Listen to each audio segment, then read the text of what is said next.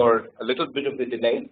I just got a call from our district governor, Asha Prasanna Kumar, who is one of the inaugural speakers. She says Google Maps tells her she's exactly 2 minutes away from the campus, but she's sitting behind a lot of traffic. So she'll get here as soon as possible. I really apologize again. If you just bear with us, please, for another couple of minutes. We'll get this thing started. Maybe what I can do is, in the interest of time and getting us a little further ahead on the agenda, I'd like to go over some housekeeping items since many of you are here early.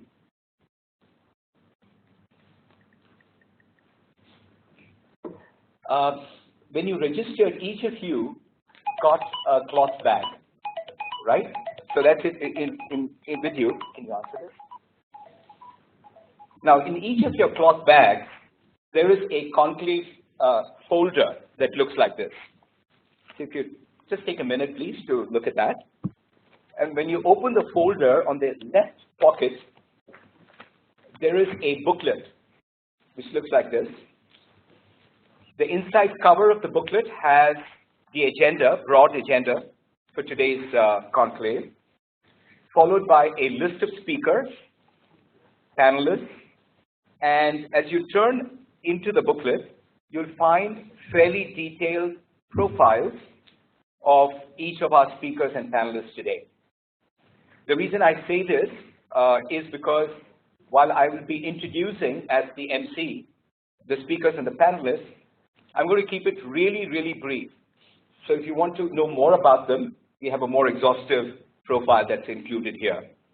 Towards the back of the booklet are the three collaborators on this interesting, first of its kind Trailblazer Conclave, which is my own club, Rotary Bangalore Downtown, with Rotary District 3190, of which we are a club. And of course, our host today, IIM Bangalore Alumni Association. So you'll see all of their logos. And of course, an event like this is difficult to pull off without sponsors. And we have 3 associate sponsors. And at the back of the booklet, you'll see that we have Audi, which is our main sponsor for today. And you've been seeing the videos there. The other document you'll find, again in the left pocket, are 5 of these cards. We call them the cue cards. And the reason for this is, as you listen to the speakers, who are going to come one at a time and talk to you for approximately 18 minutes, you will have a chance to ask a question. We suggest that you please write it down on this card during the talk. At the end of every speaker session, we will have volunteers who will patrol the aisles and collect these cards from you. So again, to make it efficient, once you fill the card, if you could kindly pass it down your row to the person sitting closest to the aisle, it will facilitate a quick collection of these cards. And as the other speakers are talking, we will have these the questions curated and be able to present to the moderator a set of questions that will be posed to the speakers. So that's going to be the flow. The panelists themselves will of course be moderated by the head of the alumni relations, Mr. Parthasarathy will be doing that, and the speaker panel will be moderated by my colleague, Rotarian Satish Madhavan. So that actually takes us about 2 minutes into what I would have covered a little later.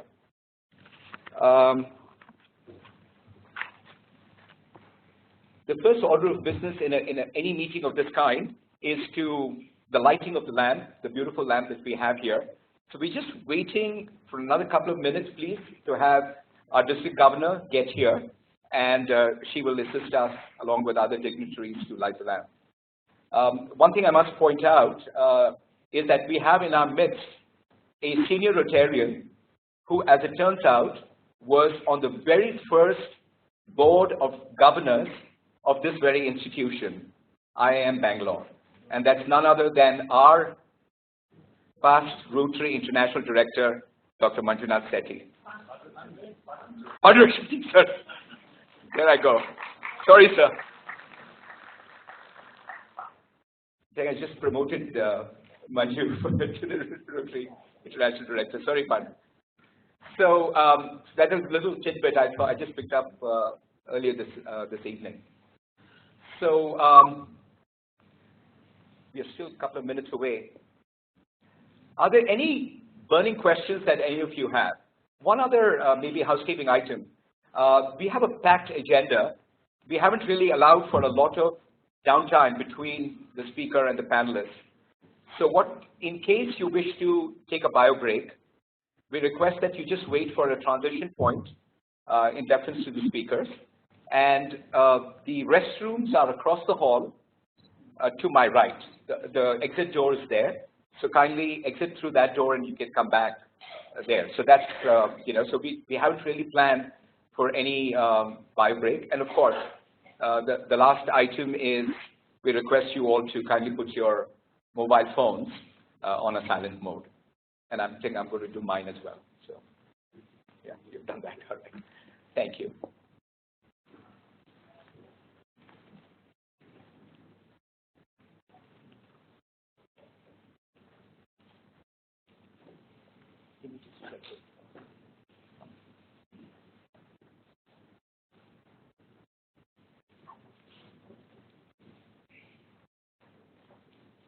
We had an online registration system in place. I think most of you did go in there and register online.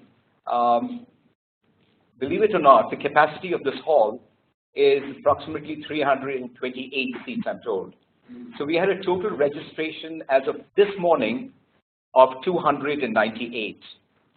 So we were almost completely, fully registered, but obviously with the traffic issues and even the weather has cooperated, we're having a little bit of a problem people being here on time. Is she here? Okay. All right. Okay. So we are going to get started. So if I might please request Director IIMBAA, Professor Raghuram, please, to come up. PRID Shekhar Mehta, please.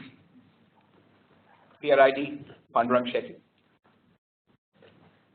PDG Madhura.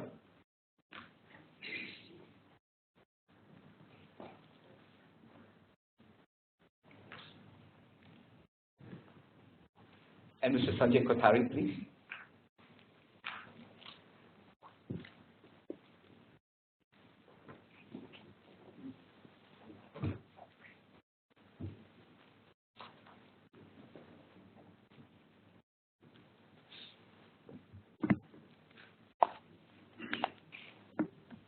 Sanskar.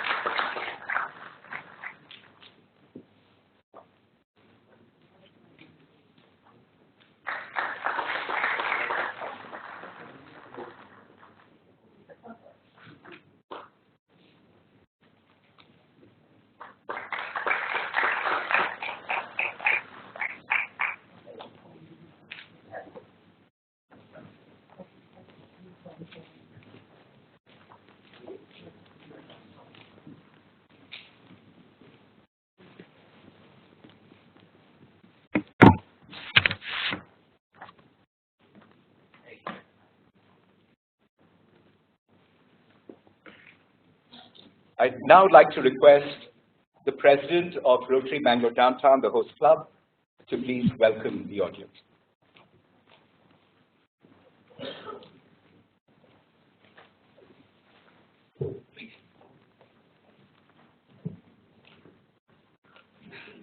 It's a pleasure and privilege to be here today, especially being the alumnus from IIM Bangalore.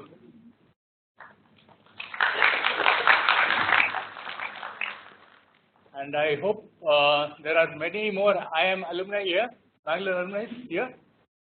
Yeah, thanks for coming. Good afternoon to all the dignitaries and esteemed participants. Before I start, I just wanted to announce that unfortunately the chief guest of today, the Special Secretary Reena Ray, is unable to make it today because yesterday night there was a call from the Prime Minister's office and they're holding a special meeting today and she had to attend. So she could not refuse that, so we will be missing her. She actually planned to send one of the directors from Ministry of HRD, but I was just waiting for that information that did not come through. But she sends her greetings and good wishes for this program. A warm welcome to the Professor Raghuram, Director of Indian Institute of Management. I wanted to see where the professor.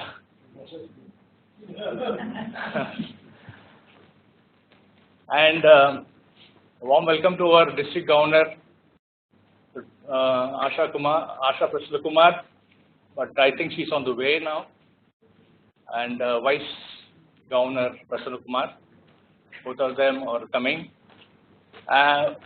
Warm welcome to the Deans of the Institute, and a warm welcome to all the speakers and panelists who have come today. Thanks for coming.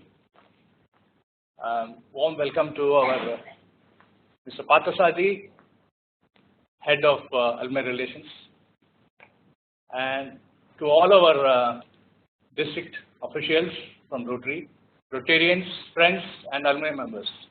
A warm welcome to you all. At the outset, I would like to thank IIM for having readily agreed to join with the Rotary and conduct this Trailblazer Conclave focusing on education.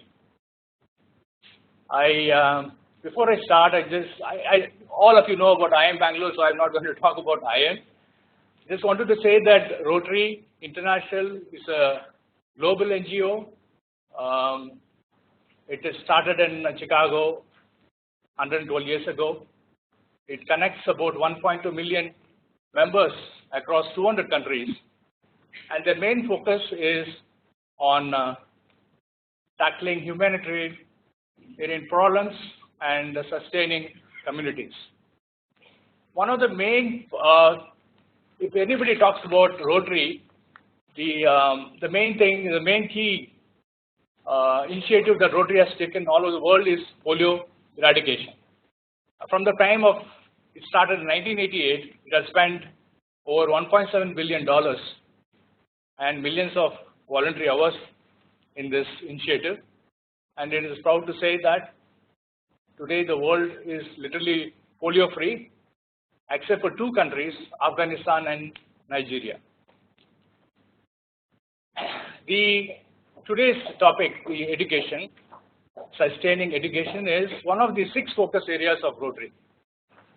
Rotary International, and statistics say that 775 million adults over the age of 15 years are illiterate across the globe, which comprises of 17% of the world population.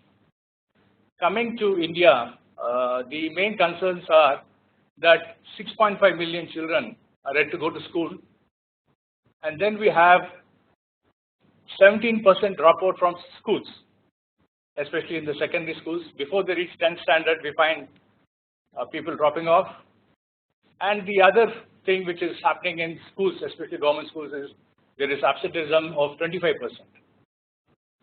Rotary's response in India is the Rotary India Literacy Mission, which focuses on quality education, and total literacy. And here we have today our chairman, our Rotary India Literacy Mission, Mr. Shekhar Mehta, would be talking more about it. So today's conclave is we're going to explore new ideas in the areas of education. I'm very happy to say that we have esteemed leaders here who will share the knowledge, experience, and their new initiatives of scaling and sustaining solutions. Unfortunately, we are not having the people from the ministry. I thought we would hear the government's point of view today. I think we missed that. But today the objective is to see that we look into the insights of finding solutions in education sphere, both individually and as an organization, and see if we can implement the greenfield ideas. The other objective of today is to see at the end of the day if we can draft a action paper on improving education, which we could try to influence government's education policies. So thank you very much for giving me this opportunity, and I now welcome our Professor Raghuram to address the audience. Thank you.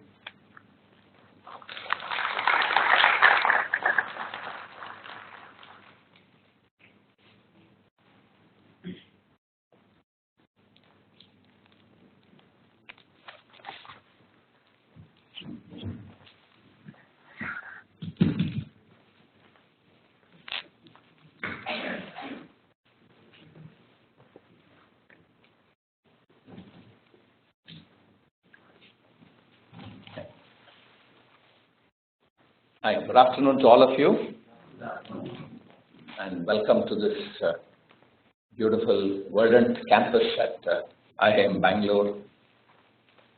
The weather is kind of highlighting the campus even more. So, well, thanks for coming here, and thanks to Rotary for partnering with the IIM ABC alumni, is what it says. So I'm going to show of hands. I know you asked for the IIMB alums. IIMA alums? Yes, sir. There's Pramod. I saw. Right. Oh, okay. And yeah, there are. And IIMC alums? Okay. Well, they mark their presence by not being here, I guess. So, anyway. Well, I'm glad at least partnerships are working, and I think that's the way to go. I think when some time ago they came and said we're going to do this event, and given Rotary's objectives, pick up some theme and sort of drive it in a way where some impact can be made, maybe policy impact. So I think education, of course, very critical, and in that I think the focus, if I gather today, is K12, or basically the school part. Otherwise it would be good for us also to get a sense higher education and all that. But anyway, at the school part. So I remember a conversation with Mr. Javadekar, where I think he very clearly said that I think over a few decades now, India has in many ways dealt with the problem of capacity in terms of numbers, in terms of reaching out, in terms of numbers, and I think in many ways the enrollment ratios in schools speak for it. We are clearly in the high 90s, and at least at the primary, maybe higher primary, there's some dropout. But the concern was of quality, and I think are we getting the, are they really getting the kind of education that the school and whatever infrastructure and getting the children into that, whatever is called the school, are they getting what they need to be getting? And I think that's the big concern. So that's really, I would say, first issue is to how do we address quality. And of course, quality, I think broadly I would look at it two ways. One is content, and the other is the engagement. Because at this levels, I think even in higher education, I think the engagement with somebody called a faculty or who facilitates the learning process is very important. Of course, content I see a lot of work going on, tele-education or downloads from Wi-Fi and enabling teachers to draw content, latest content, and given how the internet is sort of penetrating, I think access to content is, can be made. There is enough technology, and I see many organizations sort of working in that. I think the other issue to me is extremely important, and that is, do we have the kind of faculty, the teachers, who can either through this content or whatever other content engage with the students in a meaningful way that gets them to, learn. And I think that's probably where within quality a greater attention is today called for. It could be, do we have high quality teachers? Are the teachers willing to go and be in those kind of places where a lot of especially rural, remote areas where the children are present? Yeah, there are of course many attendant mechanisms that have come in, and I think they need constant review. So one issue is of course government schools versus private schools, and again enrollment ratios are very clear. Government school enrollment is going down, private school enrollment is going up. The total enrollment of course is going up. So something private schools are doing, in spite of the fact that they charge more. So there is also that willingness to pay for, people realize, parents are realizing wherever that they'd like to see their children go to school and get some quality education. Of course, one important facilitating mechanism in government schools that brought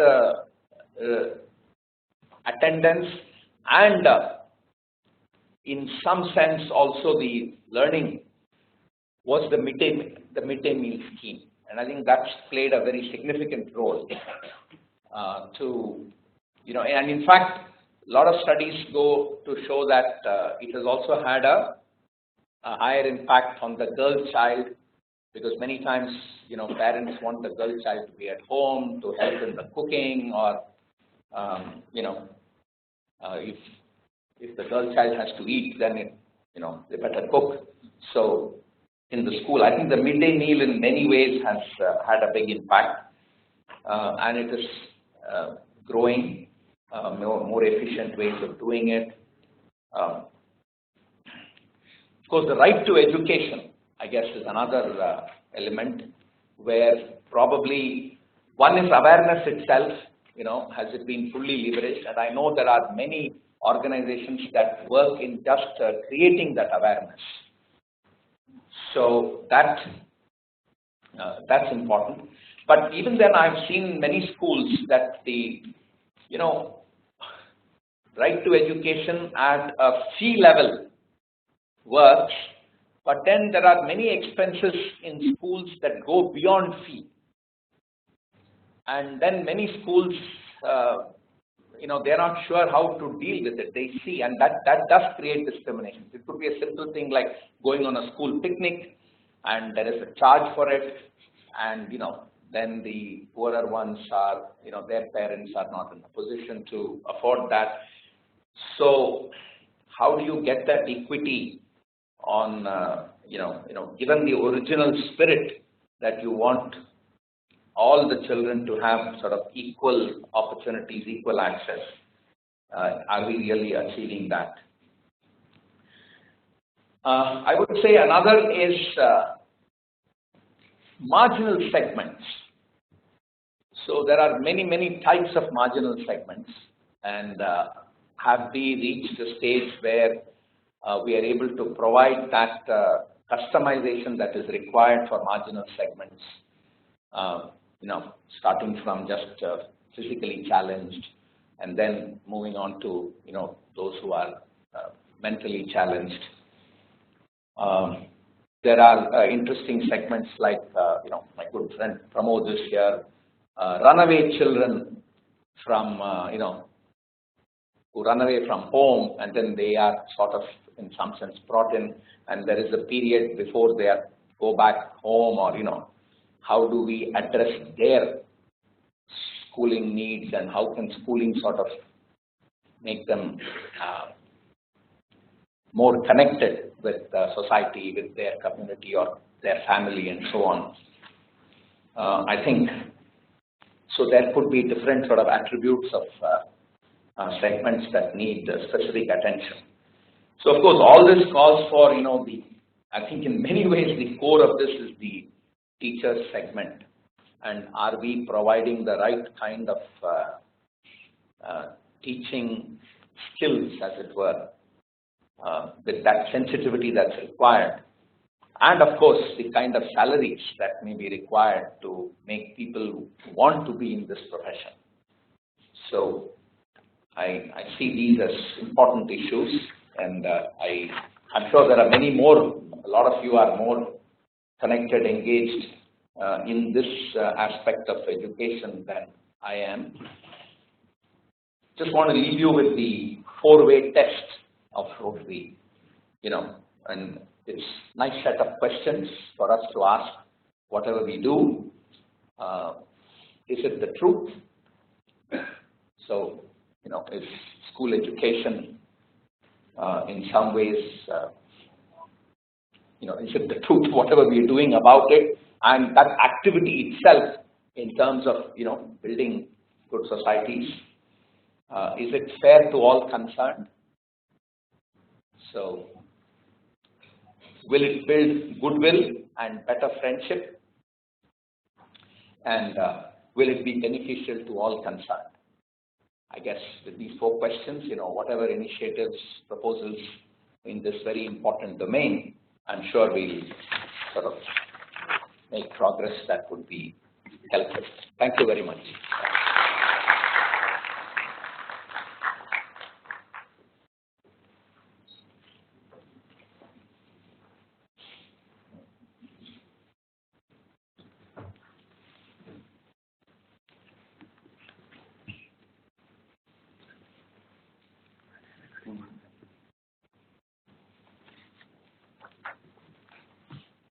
Thank you, Dr. Agra.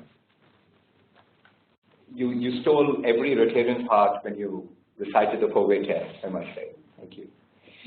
So we're going to get started. We're going to make some slight adjustments to the agenda, again, because we have our other distinguished inaugural speaker who's not made it yet. So we're going to get right into the speaker series right now. As I mentioned, your booklets have exhaustive profiles of the speakers, so I'm going to keep the introduction of these speakers very brief. Arguably, past Rotary International Director Shekhar Mehta, his philanthropic activities far overwhelm his corporate successes.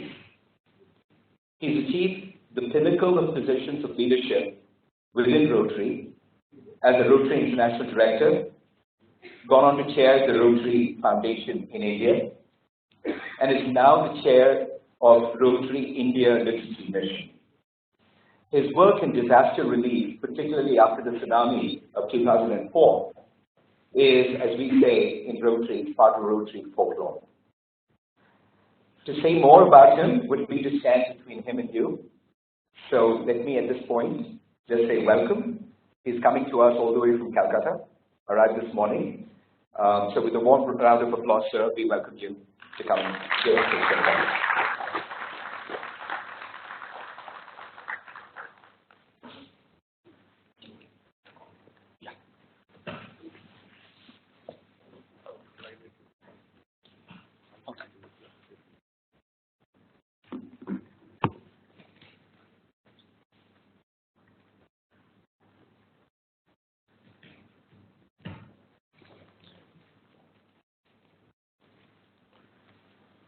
Good afternoon, everyone.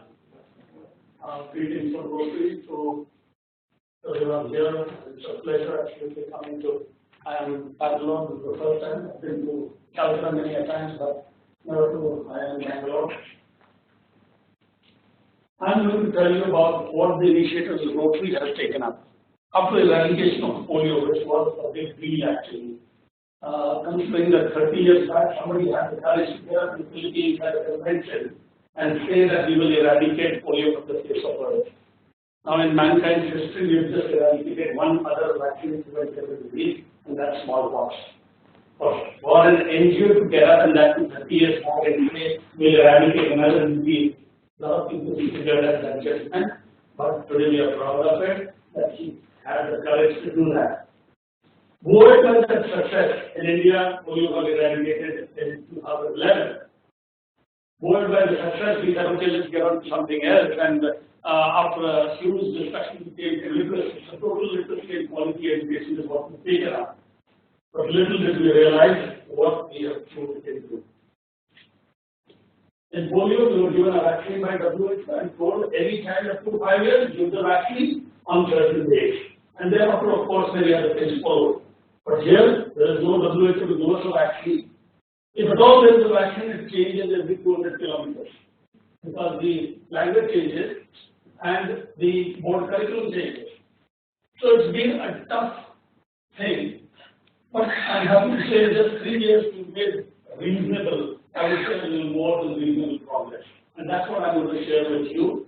Initially, I was given the responsibility of chairing the program. I had no clue how to tackle it. So for the first 6 months, we just had think tank meetings, meeting people like you, the intelligence here. We met everybody in Shastri Bhavan, right from the minister to secretary and secretary.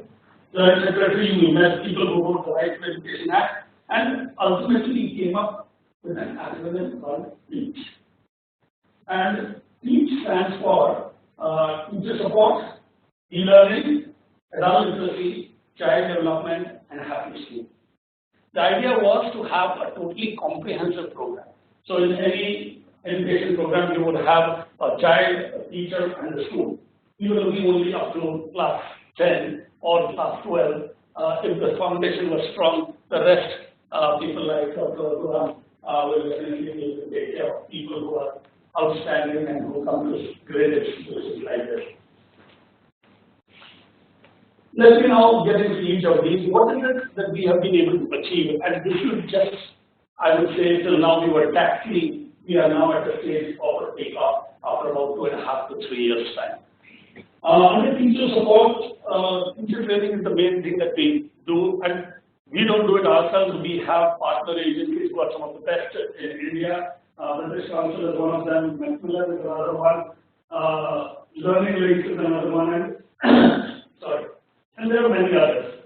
So this is just the tip of the iceberg. There is 2,487 teachers trained, and this is just one example. Headmaster of a school, a government school in West Bengal. He attended one of the sessions in Calcutta, and that was conducted by Macmillan, and this was his comment thereafter.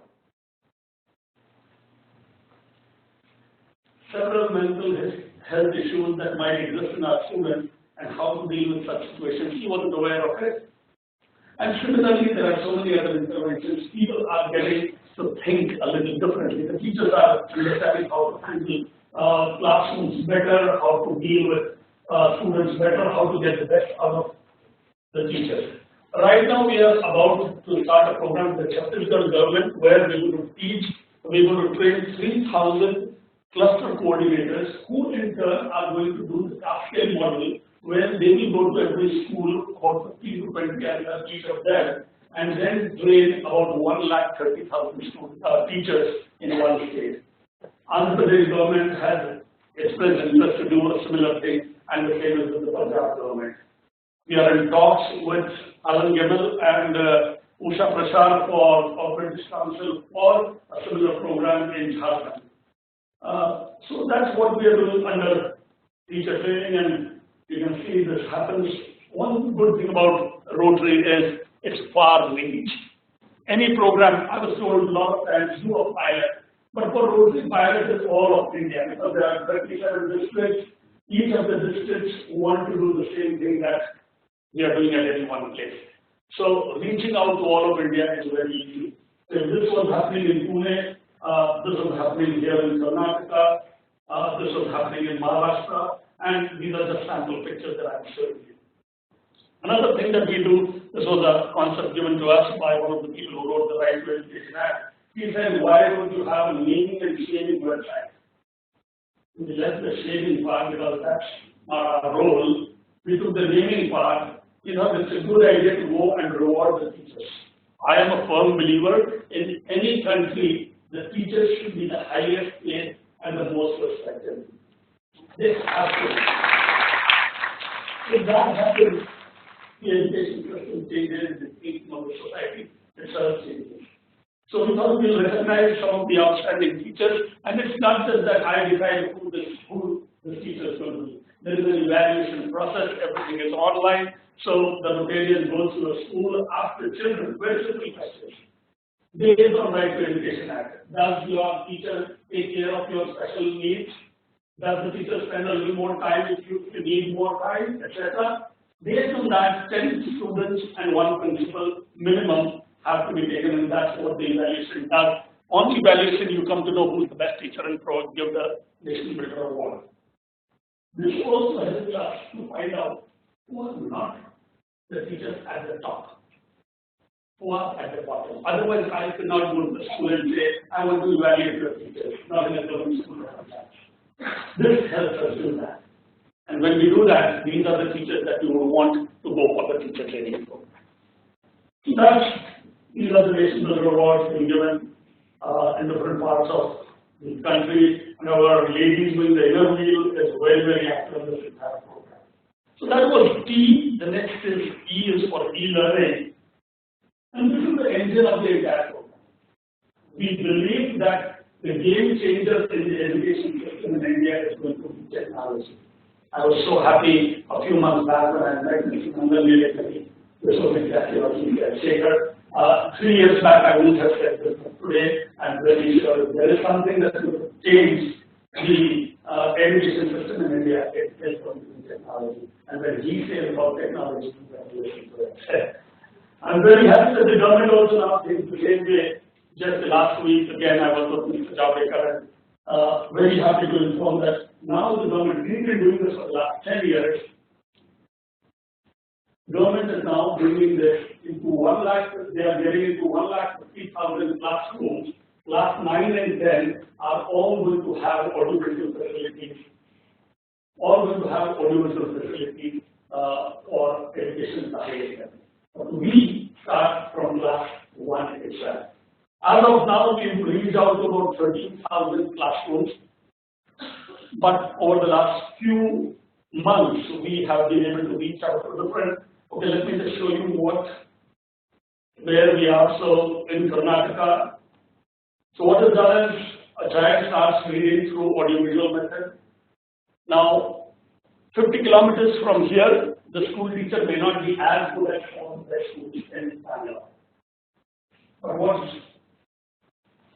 why should that child in that village school have a disadvantage? This will become a common denominator. So the same film that you are seeing, the same audiovisual that you are seeing here, you will see also 50 kilometers away. It will also help the teachers understand it better ways of teaching. Each day, somebody will come up a better way of telling the same theorem, how to solve it. An audiovisual method. When I saw it first time, my first reaction was, I wish I had the same methodology to read when I was young. It makes a lot of difference. Better comprehension, better language, quick understanding, better remembrance. So we've been doing this across the country.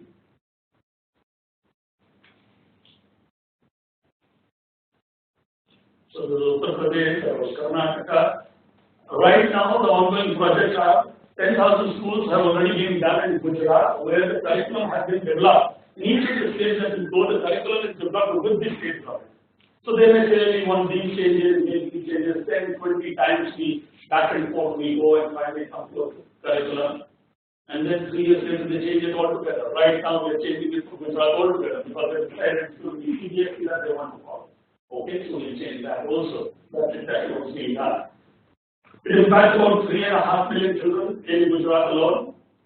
With state bank funding, we are doing about 310 schools in Uttar Pradesh, Karnataka, and Maharashtra.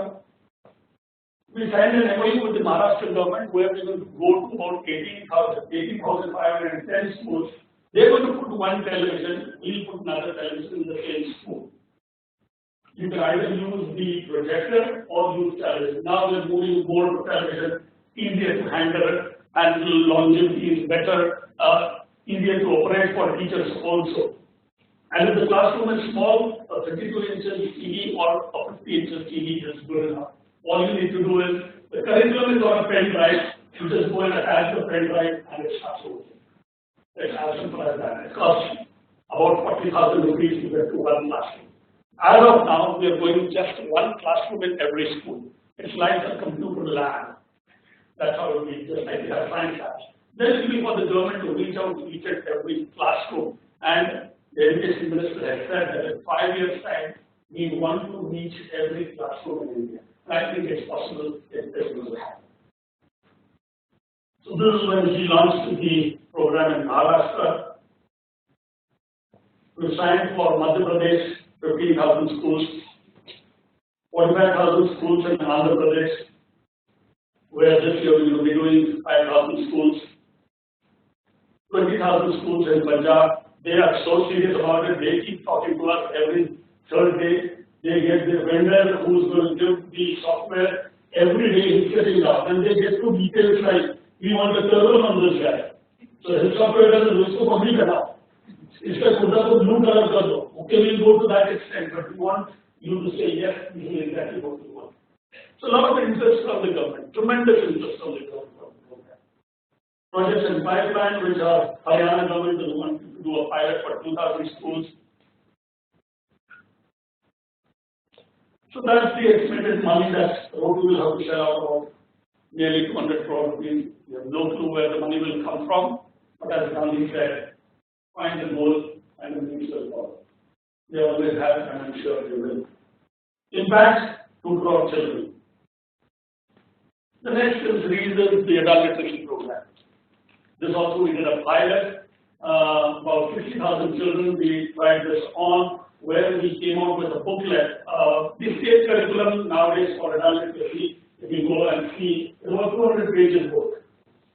Nobody wants to read those books, but they don't have an option, that's not the thing. So we came up with 3 books, 15 pages, 20 pages, 20 pages. Using that, a child from class 6 above, during the summer holidays, taught one adult illiterate. And the results were just outstanding. They could pass the examinations held by NIUS, National Institute of Students, which is equivalent to class 3, which means it's possible. And the best part is, last week when I met Mr. Javadekar, I presented those 3 books to him.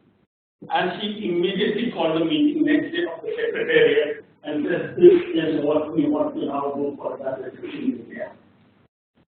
2 days later, 3 days later, he came to Calcutta and said, I'm very happy to tell you, NCERT has approved the curriculum that you have suggested. So it's really happening that the adult education system should change. Let me tell you, 33% adult illiterate are in India, 27 crores of them. How do we expect India to be called totally illiterate if these people are illiterate? He had once said, Mr. Javadekar, and he said, I'm interested in this program. He said, I used to go with my mother was a teacher. She used to go and teach these adults, and then men would join. When the numbers became too many, I and the young boy said, okay, ma, you take care of the women and teach the adults. So this good program, he really can relate to it. He said, I want this, and in his speech on the International Day, he said, 27 crore बच्चे हैं, लोग पढ़ते हैं India में, and there are 27 crores who are illiterate. Theoretically, one taught the other. It doesn't happen that way, but theoretically it's possible. So at least in 5 years, it's definitely possible. So we're very happy that this is working out. So here we see this child trying to teach the adult, not the other way around. And these are those 3 books that we developed. Thereafter, that was the first year, about 60,000. Next year, we have again added about 45,000. This lady, Tarajata Murmu, she's from West Bengal. One day her daughter came and said, "Mom, I need you to help me with this homework." Now this lady, she did not know how to know about it. She was illiterate. But she came to know that Rotary IIMBAA. She went there to classes and she said, "It changed my life altogether." Now she's one of the trainers there at the Common Centers, as we call them. And then when she went to open a bank account, that gentleman pushed a stamp pad and she said, she got the pen, signed there, and said, "I'm no more than an Utkasha." So individually, these people, their lives are changing. I've been shown the card, which says 5 minutes left, so I just rush a little.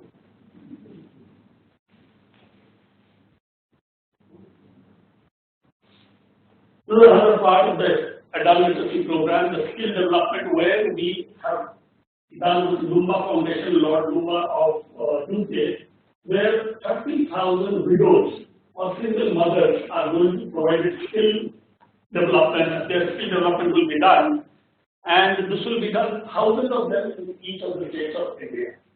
The program is just starting on 23rd June. The President of India is starting the program in Delhi. It will start with 1,000 in Maharashtra, 1,000 in Bengal, 500 in Madhya Pradesh, 500 in Bihar, and 1,000 in Delhi. So that's where it starts. So that's Sherry Blair and Mr. Hanadi, who is the chief advisor of the literacy mission. Sherry Blair represents the IIMBAA Foundation.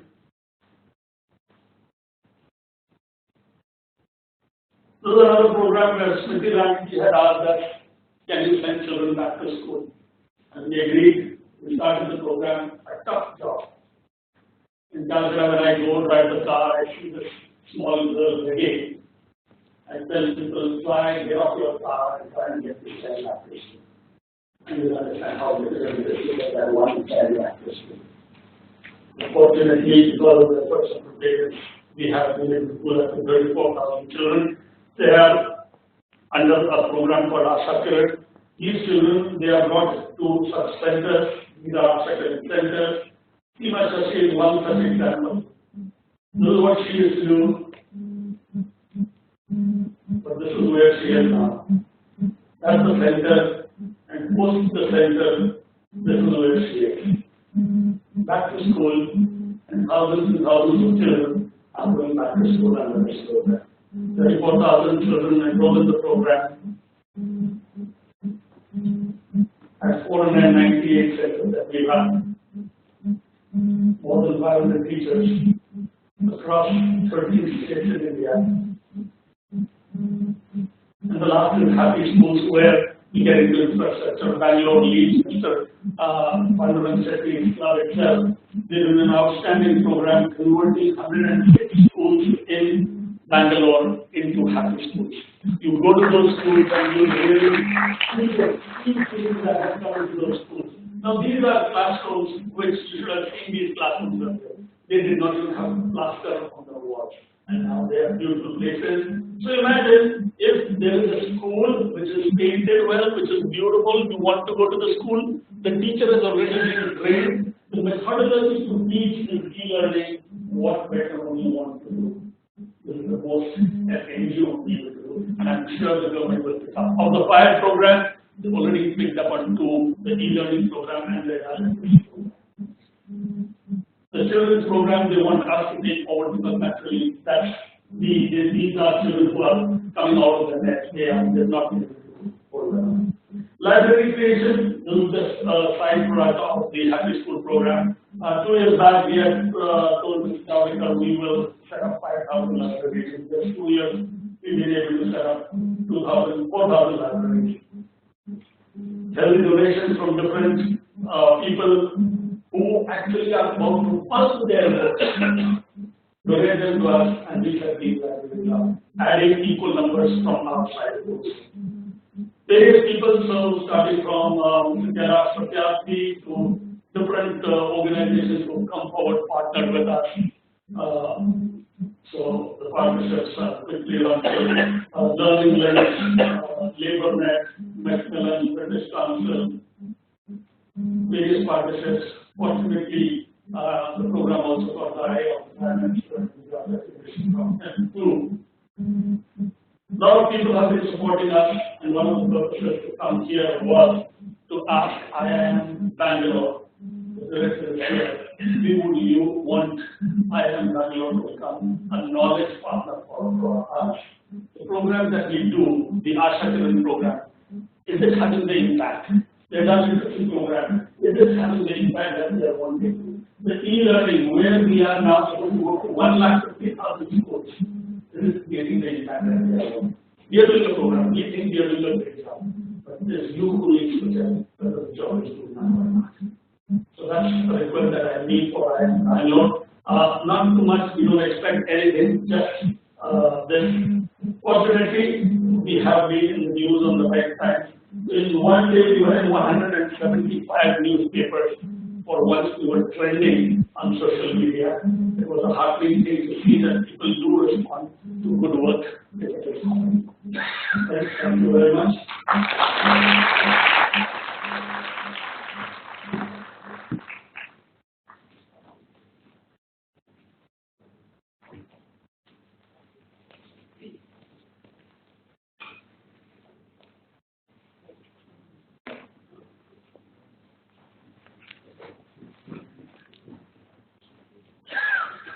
It's so gratifying to see the hall filling up, although it's still fairly cavernous, so we just give people a little more time to come.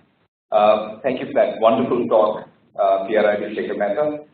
I look across and see a lot of familiar faces who've braved the traffic to get here, and so a big shout out to all of you. Thank you for coming. Before I introduce our next speaker, it's going to be Professor P. Jose. We're going to have, she's finally arrived, our District Governor, Asha Prasannakumar is here. So as soon as she finishes that conversation, we're going to have her come up and say a few words.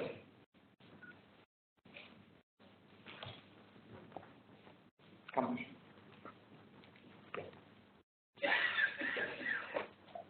And as she comes up, she made sure that I don't get into the normal Rotary introduction, which runs into about 5 or 7 minutes. So she insisted that I just mention her name and have her speak. But before we do, I remind you to please, any questions you had for PRID Shekhar Mehta, kindly write it down on the cards that are in your conclave brochures.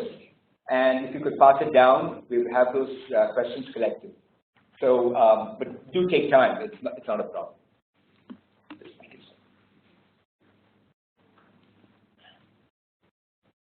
Dignitaries over here, let me recognize the presence of our PRID Shekhar Mehta, who has come all the way to address us, and here are our elite speakers, where we'll be looking forward to hear from them about this Trailblazer conclave, especially, and to get IIMB connected with our education support.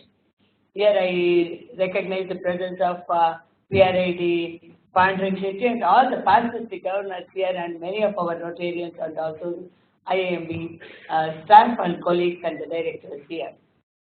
First of all, let me congratulate the Rotary Bangalore Downtown for this innovative and initiative idea of reaching beyond to see that support like IIMB with our Rotary District 3190 will be a big showcase to reach out to our literacy mission. As Mr. Shekhar Mehta right now said, like after polio eradication, the Rotary National Mission felt that literacy is the next very, very important criteria where India badly needs. And last 3-4 years, we have been working and every Rotary Club is coming out with lot of initiatives and lot of nice programs. And let me tell you, we should congratulate Shekhar Mehta for really dedicating the way he is leading our entire RIT Rotary India. Thank you very much. And all the ideas like Nation Builder Awards, as he really said, that it is really encouraging the teachers. Like in every school, the students are the one who evaluate the teachers, and then we go to recognize them with a Nation Builder Award. The concept of that was really like it is teachers who has to be motivated, who has to think beyond their usual style of learning, so that imparts with the students.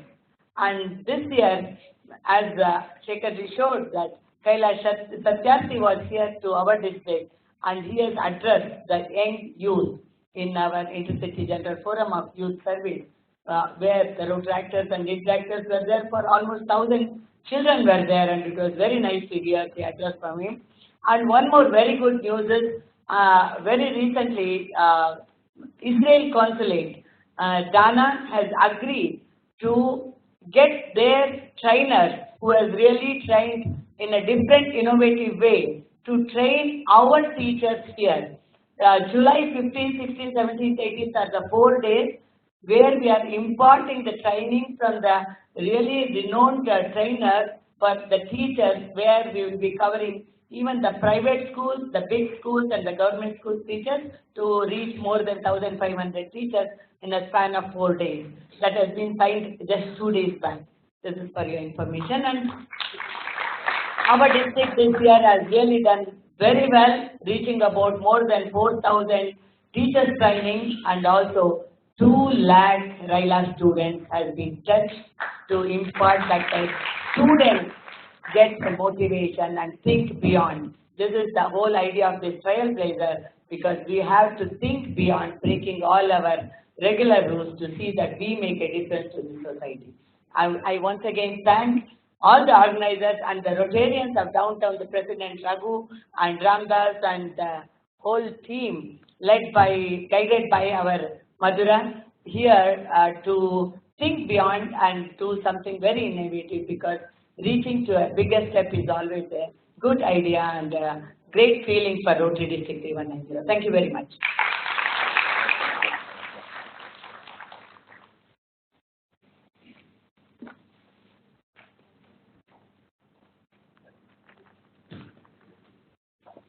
Thank you. You've got to love it when one of the speakers gets us right back on time by the brevity, but the substance of her talk. Thank you very much, Vidya. Just before I introduce our second speaker, and we have a panel of 5, I must tell you that the person, if you see the slides changing there almost seamlessly and all of that working, we decided to take our best-looking, tech-savvy Rotarian from downtown and put him behind this desk. So I want him to stand up and for you to give him a applause. This is Rotarian Vipin Toro. Thank you, Vipin. So our second speaker is to try and introduce the speaker in these sylvan surroundings would border on the sacrilege. Dr. P.D. Dose is Professor of Strategy and Chair of Digital Learning right here in IIM Bangalore. And I know that many Rotarians and many friends that I've invited to this conclave said that they know of him and have worked with him. His academic credentials are impeccable, and his professional associations are worldwide. His corporate consultations envelop the largest and the best-known corporates across industries in the world. But he's here today to talk about how online and blended learning can impact K-12 school learning. Ladies and gentlemen, please sit back and be informed by this awesome speaker. Professor.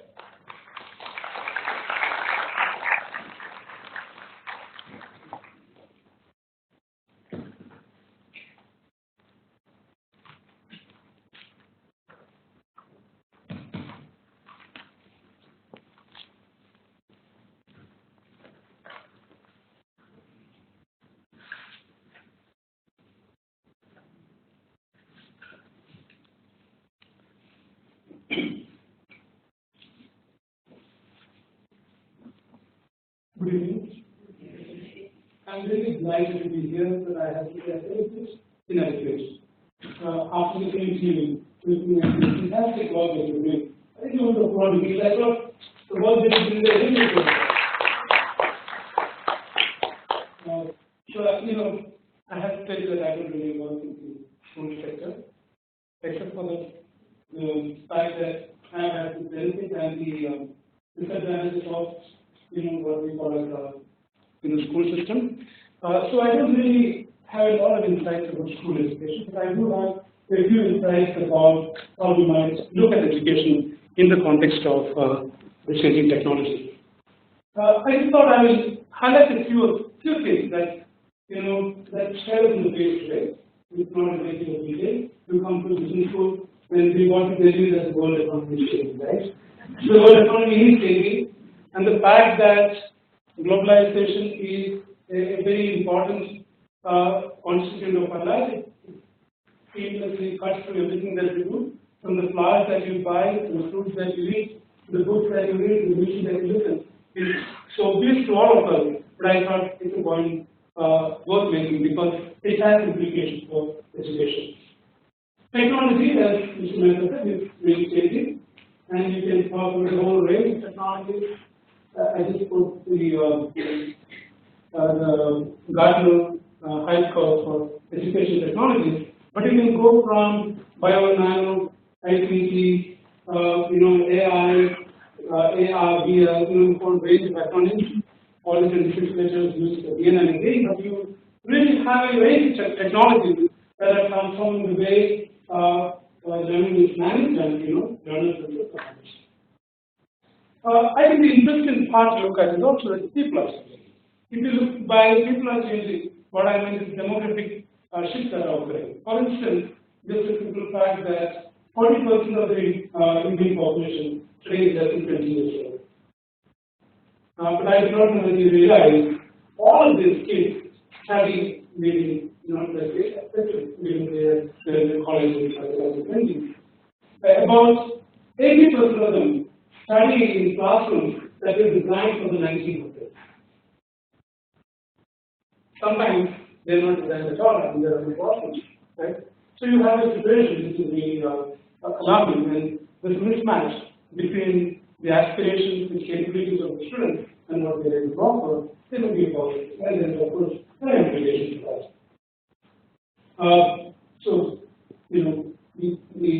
We're talking 40% in this range, and you can see that. So, broadly, if you put all of this together, we find that education landscape is changing. The first is what we might call as globalization.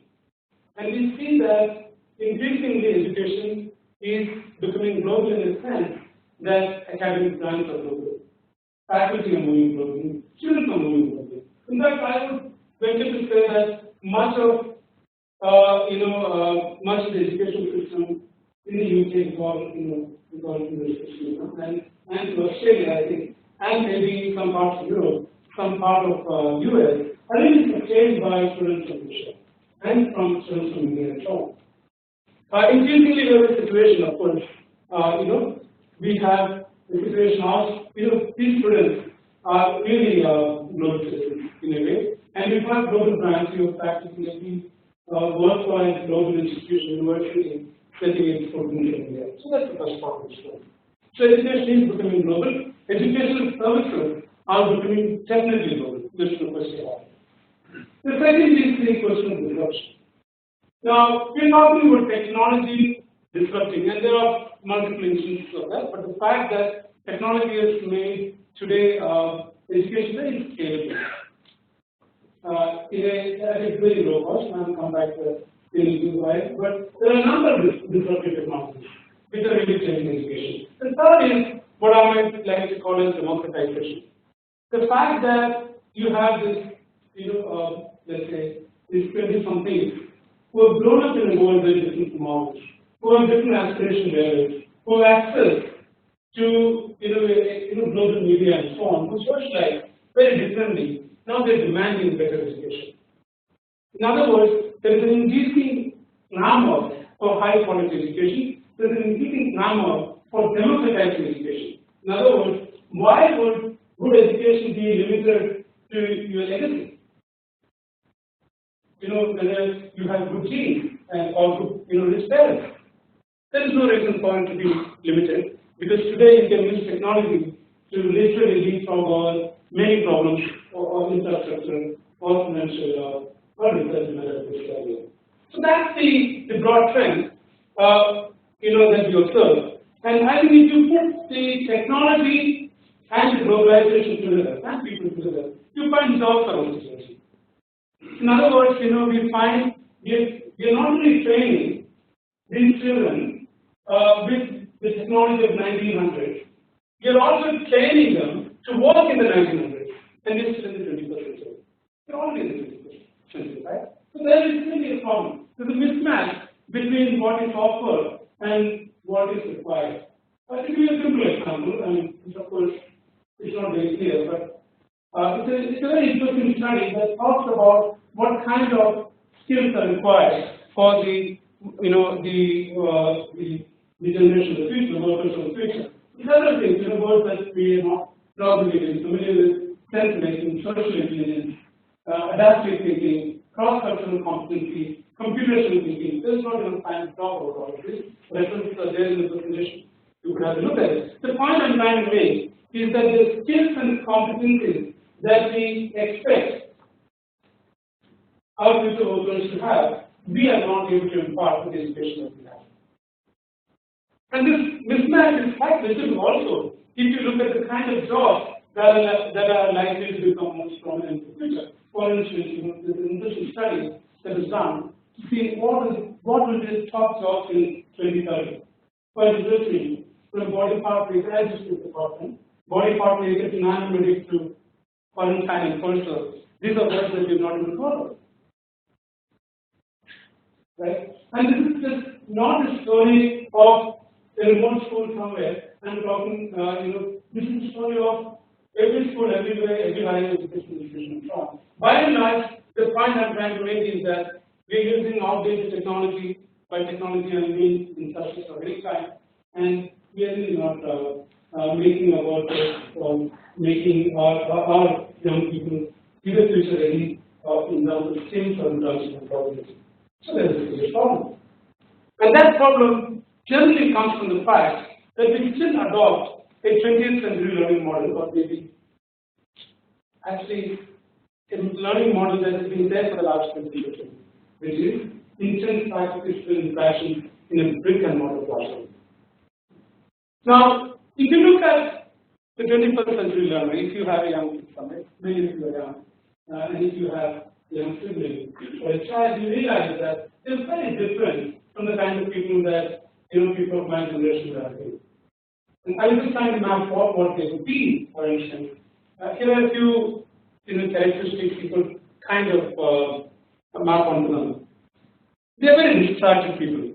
Very difficult to get a young kid or a young person to pay attention for long periods of time. They are digital natives. At best, we can call ourselves digital immigrants. Most of us are not even that. But young kids today, they're born with an iPad or an iPhone. Right? They're multitaskers. They're visually oriented.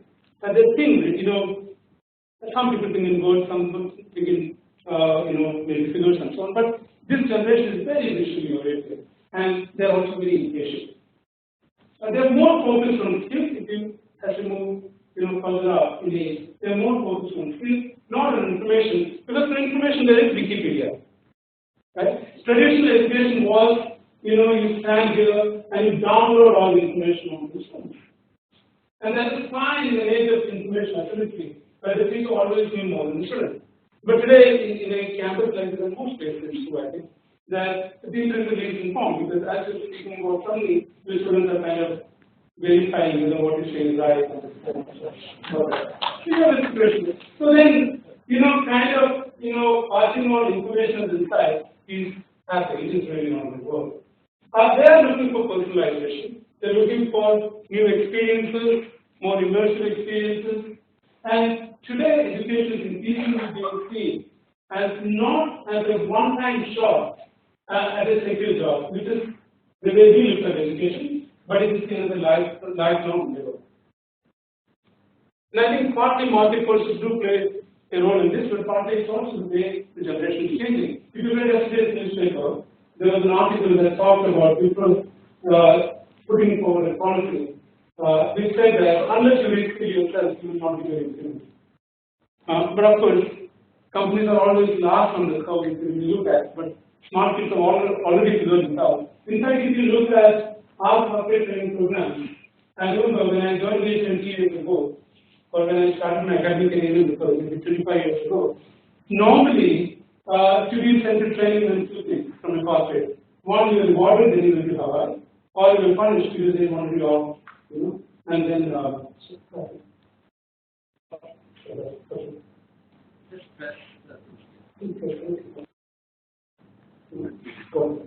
okay. So then it meant that they want to be off the location. So that's the initial most thing. But today, most of the people who come here tend to pay out of their own pockets to come here. So people do value education and they know that they need to be useful and so on. So that's the kind of population that we have.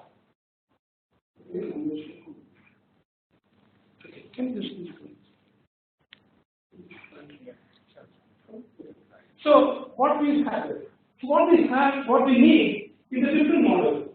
One that's need-based and maybe in the virtual space in a asynchronous manner. What do I say about asynchronous? Because I teach students here, they're awake at 10 o'clock in the night, they go to sleep at 3, and then they 5 and 8 o'clock class, they come out drowsy in my class.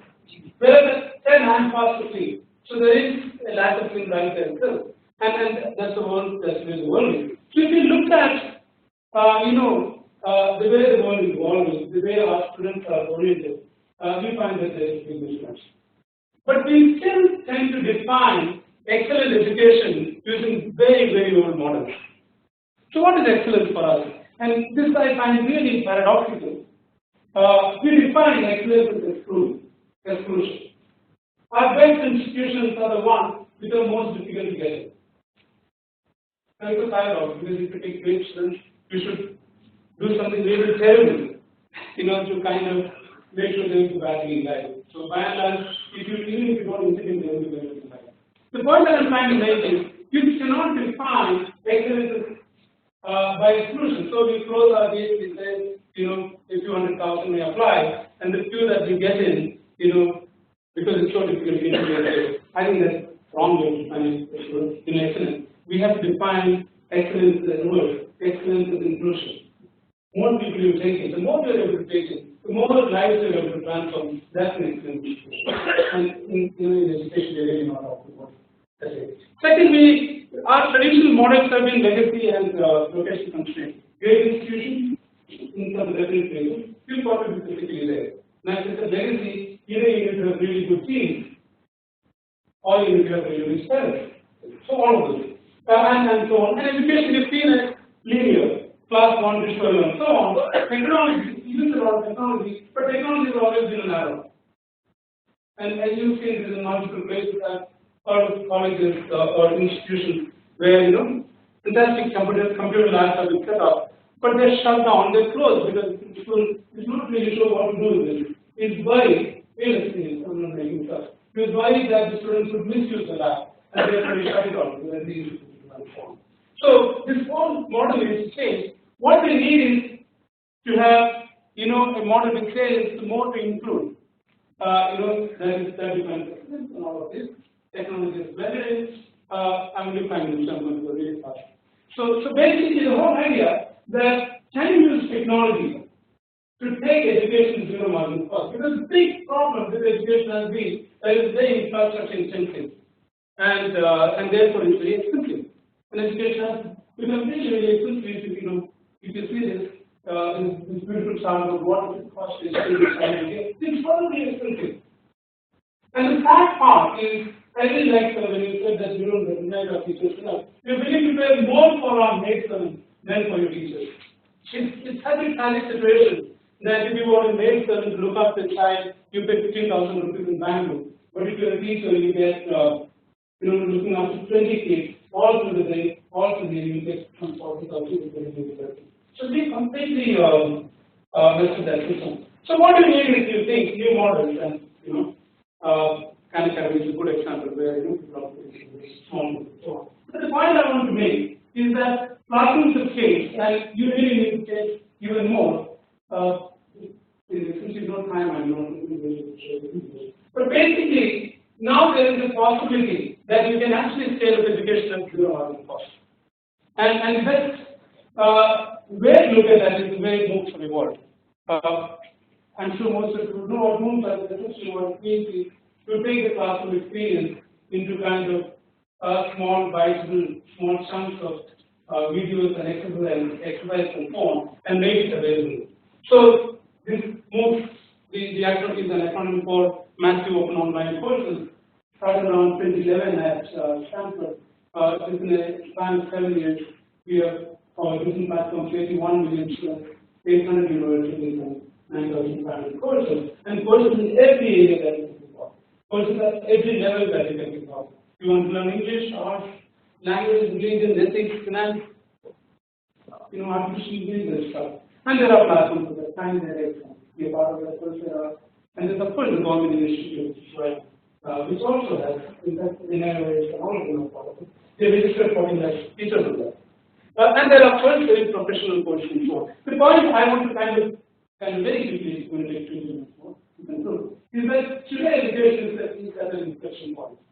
And I'm very glad you have contributed to transforming education. But I think the next step up in education is not just about NGOs or educational institutions alone. It's about innovation. It's about entrepreneurs. It's about investment. Unless we bring in those factors into the space, we will not be able to transform education. We need to recognize that even charity needs to be world-class space. Even charity needs to leverage the best technology. And it's not about bringing more of the old back to the classroom. It's actually redefining the classroom. It's redefining learning. So, let me show you a few examples. And by the way, these are great business models too. So it is not that charity is seen as some kind of profit-bringing exercise. You can't see this university and a couple of other, basically online learning platforms. All of them valued at $1 billion+. Our own valued at $1 billion+. So there is a great deal of revenue in this. Of course, this is purely out of commercial model. That's not the value. But I'm saying there's an opportunity to partner, and we should partner.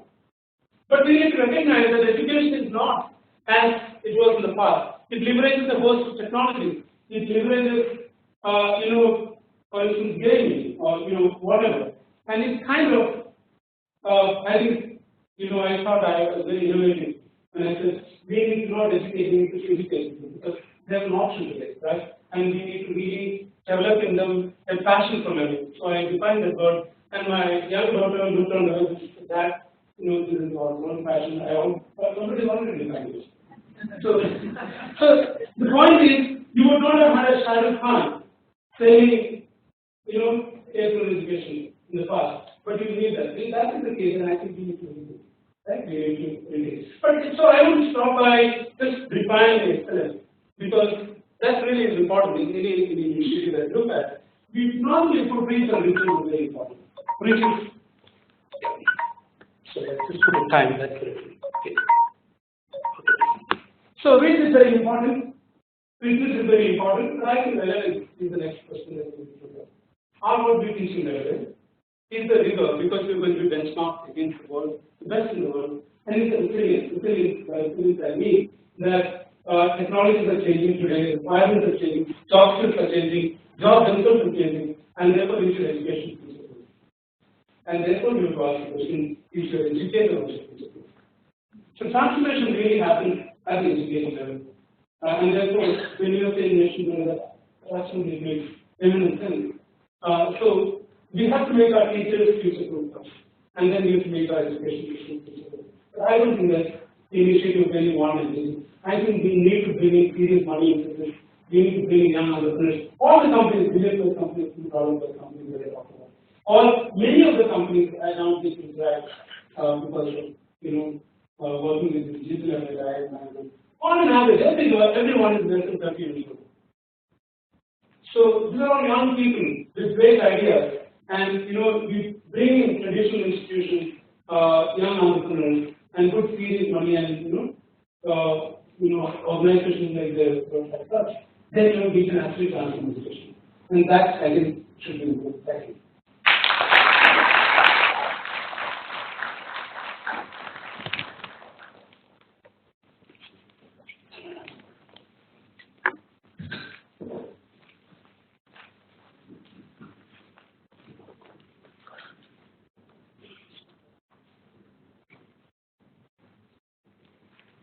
I must say that each one of the speakers we lined up for today is, besides being subject matter experts, they're extremely busy people.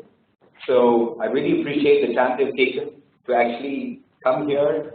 I know Professor Jose was extremely busy with his classes and managed to get us his material just this morning, and I do really appreciate it. Also, you'll all get a chance to interact with him again during a small segment that we have at the end of the speaker segment, which is for about 30 minutes. So please, I do encourage you to ask questions, write them down, pass them on to the people who are walking down the aisle. With that, let's come to our third speaker. And again, as I said, this is not a formal profile introduction. Those are in the booklets with you. What you hear from me is a little bit of levity, hopefully. If you thought you saw a suave gentleman riding today on a Harley Davidson, it might well have been our next speaker. A first-generation entrepreneur, Syed Sultan Ahmed, founded EduMedia, now christened as LXL Ideas.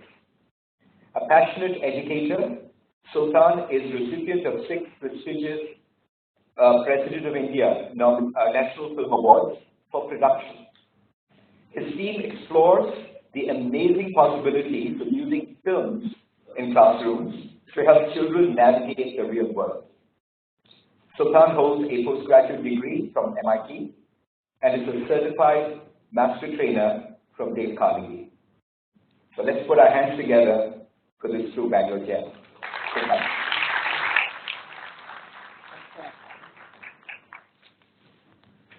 Take this photo.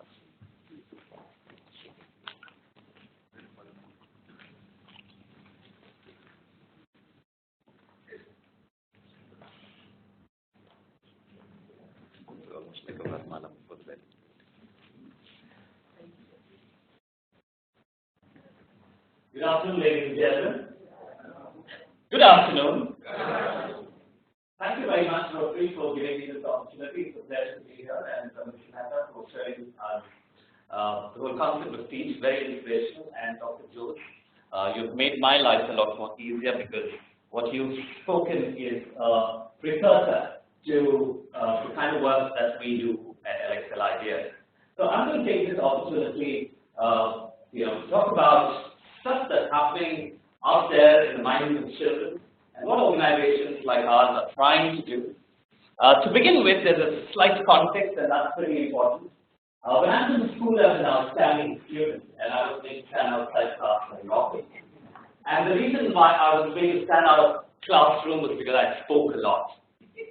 Till one teacher figured out that that's actually a talent that put me in the debate club. And it kind of transformed my life. I am a product of RILA. I remember attending that in the late mid-90s, right? And I have a very strong connection with Rotary, with lots of friends and family with Rotary. Moving on, I was in a rush where in our country everyone's in a rush because when you're in 10th and 12th grade, you have to study well. And when you study well, you do medicine or engineering. I did not get a seat in medicine, so what do you think I did? Oh, yes. And I had to study a lot. I actually studied a lot. I actually studied for 7 years. Normally people study for 4. The good thing that happened was it gave me an opportunity to be in the cultural secretary of a college not very far from here, from there in Southern, for almost 4 years. Nobody gets an opportunity to be a culture secretary for 4 years. And that formed the basis of my career, and I worked in education. Because I realized there is something wrong, not with me, but the world around me, because they're not recognizing the talent. And that's how the whole idea of the work started. Dr. Jose, like I mentioned, talked to you about what's happening to our kids today. They're very, very different. They're tech savvy, they demand a lot of freedom. They expect transparency. Yeah, that's one of the challenges which teachers can't take these days. And they show wide creativity. They're creative, not in the organized and the traditional sense that you and I know creativity as. It's a form of creativity which is so difficult for us as adults to understand. And also they can do many things at the same time. Right from the time they are 1 year old, they can eat and watch videos, which is what we teach you then. So we started the first course of multitasking, and they do a fantastic job. But anyways, these are the kids. And what's the kind of approach that they're looking for? They're looking for an approach which is a kind of mix of all of these. It should be integrated and interdisciplinary. I'm not going to get into too many details with it. The classrooms have to be global. 21st century skills, we talked about all of this, technology, multimedia, student-centered, project-based, and adapting to and creating personal and social change and lifelong learning. I'm going to stay with that one point. 18 years, 20 years is normally what an average student in this country goes to school, and when they come out of it, most of them are unemployed. The question is, what the hell are we doing with them in school, in college? And in this entire process, we forget there is a life that they have to live, and our education does not focus on life. We don't create them to be better citizens. We don't create them to be better family members. We don't create them to be better colleagues working in a workplace, because the focus was grades and marks and not life.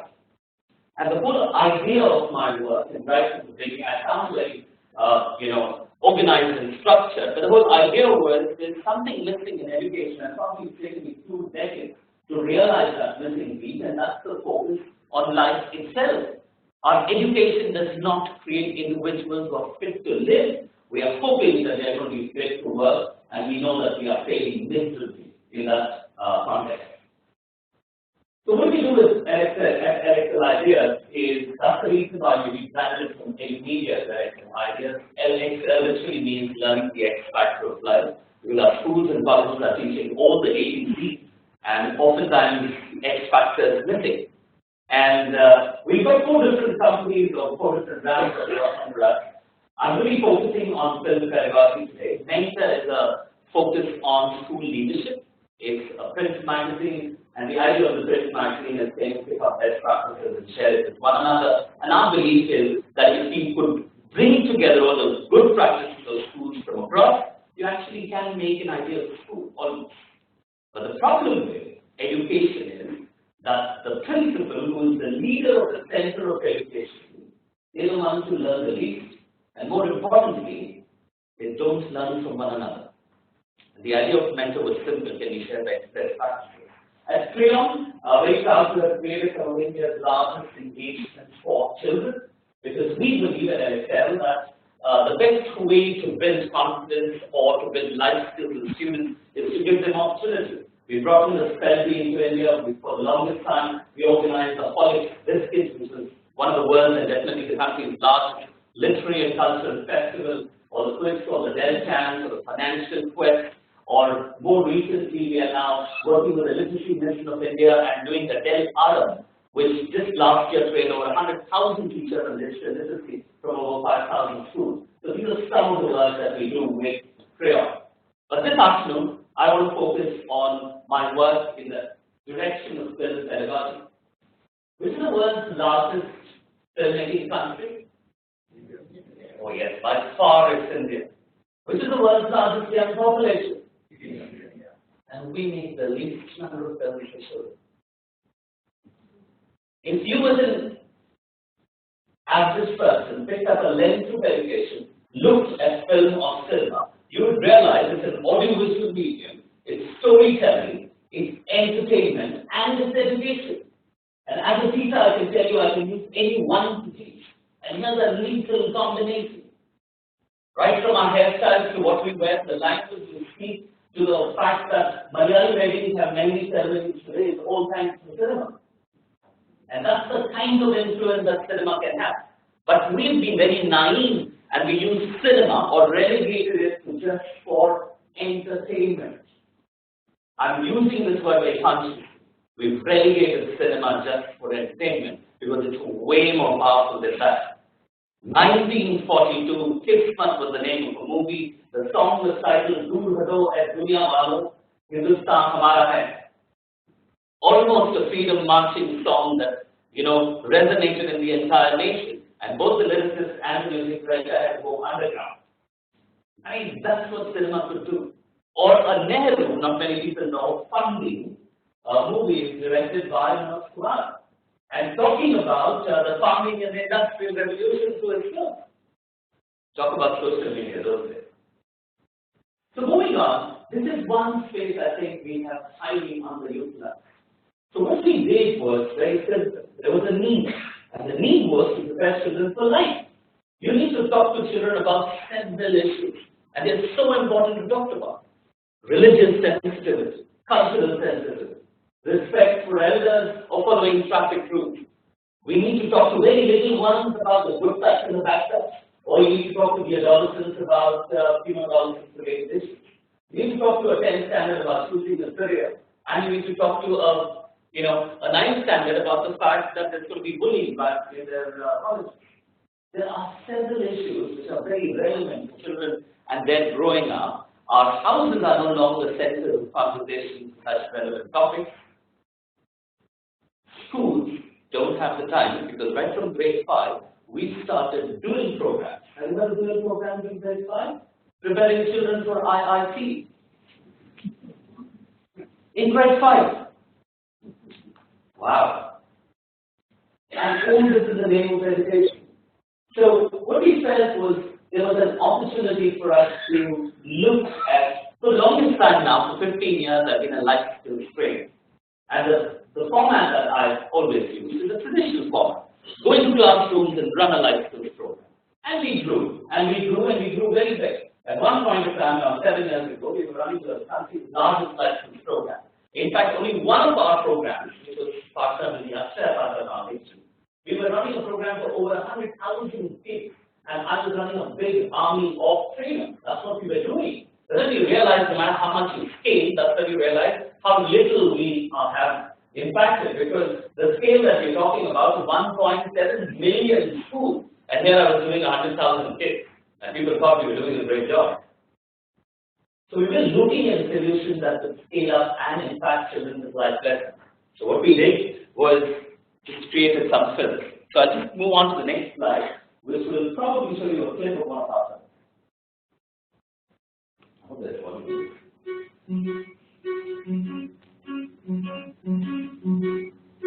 Nadia! Whoa! I want that! You want to see my temple light?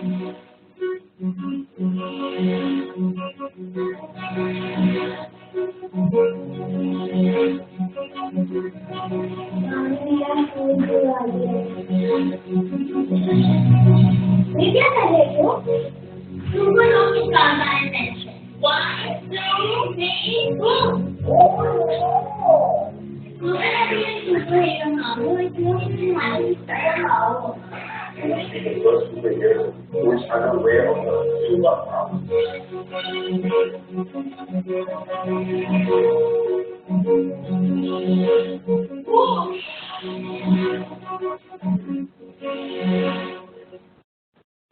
So the story of a little girl who wants to be a superhero, and she doesn't realize that even being kind or kindness is the power of the superhero. And this entire film doesn't even use the word kindness, and yet puts across the message. And incidentally, made by Charles Stewart, who made Lipstick Under My Book. That movie went on to win the National Award for the best film on family values. That was the other one. Now imagine, this was just a trailer, it's not a film. It's a 15-minute film. Children watching this in their classrooms, following it up with a workbook. NID was our partner, and we developed the workbook based on the film. So every film is a chapter, and based on the film, we're working on the workbook, and then there are activities for the teachers to do and projects for children to do all around the film. In fact, in this film, the children have to do an activity where they're communicating with their grandparents and coming back and putting up a project. It's a fun thing to do. So, ladies and gentlemen, happy to report that 8 years now, my 8th year. 8 years ago, when we started this project, my mother thought was the first critic that you be my biggest critic. She thought now I completely lost it. She thought 20 years ago that because I decided to work in the space of education, I had lost it, so she said to go counselor. And 8 years ago, when I decided to make friends, she thought now you've completely lost it. So 6 years on, with not just 6 presidents of national awards, we have over 1 million children in India who are not learning life skills through a textbook or workshop but are watching films. And one thing that I think is that in the PTA meeting, and this is my thing, in the PTA meeting, the parents are talking about life skills and not with math.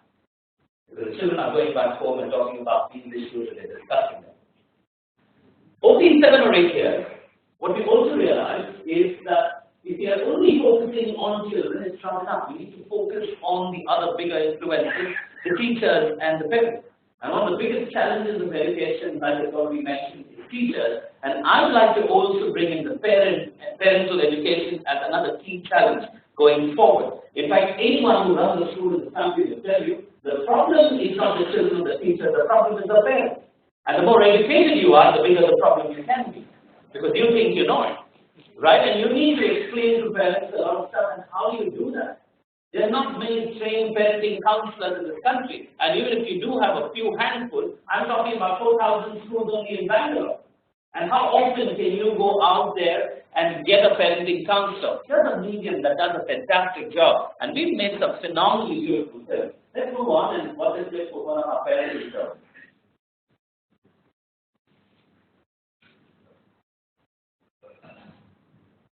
Yes,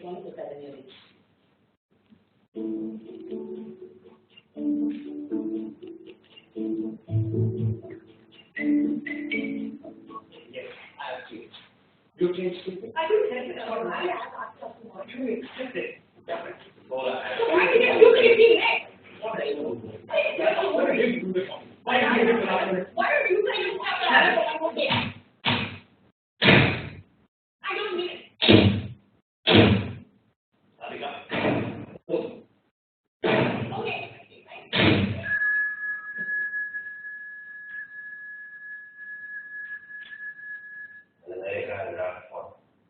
Okay.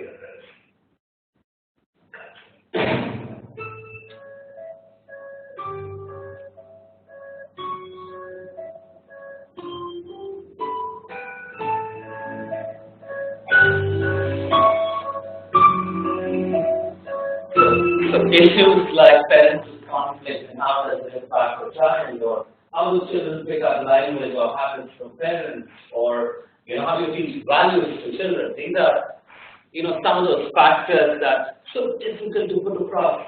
And that's a fantastic medium to do that. We also have films where policy of time, you don't always log on to school film on the YouTube and see the trailer. You don't get to watch the full films because you need to buy a license for that.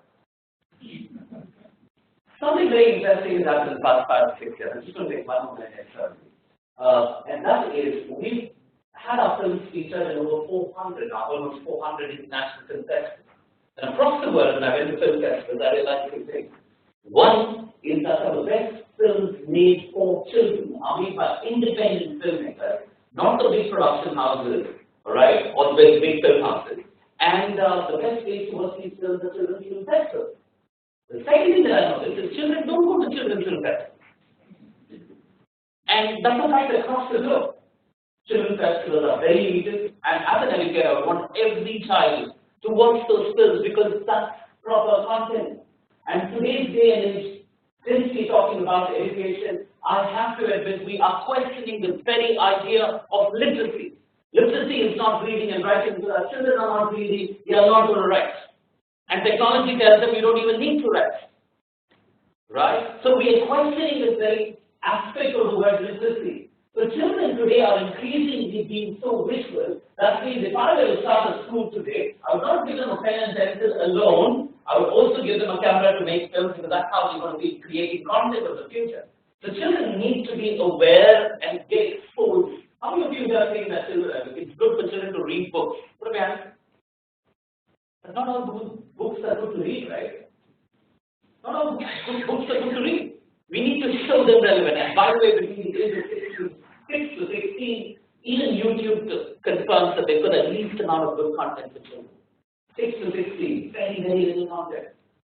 So what did we do was, I asked my team, if children don't go to film festivals, can we take a film festival to children? And this is exactly what happened. I'll show you a quick video now.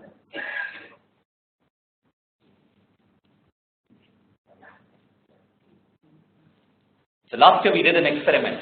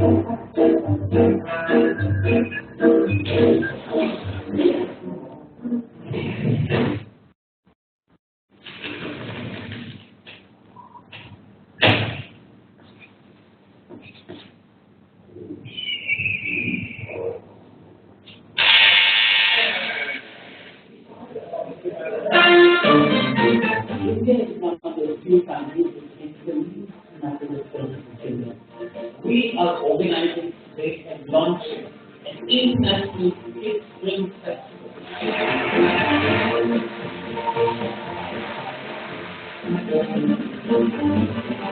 Film grab the attention of the students very, very quickly.